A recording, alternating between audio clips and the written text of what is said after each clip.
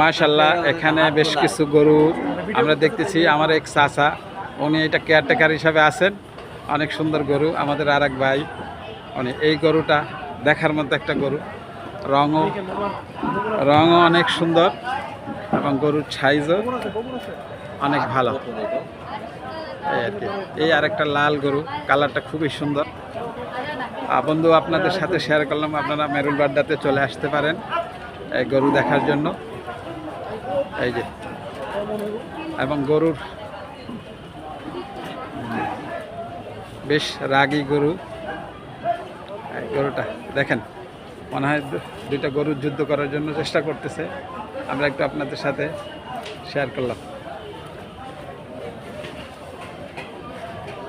অনেক সুন্দর গরু। আমি আমার বাইকনা রাকিব দুজনেই চলে এলাম গরু দেখার জন্য। বেশ, আমার এক চাচা, এই গরুগুলো কি আমাদের দেশীয়? এইগুলো কয় মন হইতে পারে গোশত? হ্যাঁ, 7.5 মন। আচ্ছা, এটার দাম কেমন হবে? হ্যাঁ, 2,90,000।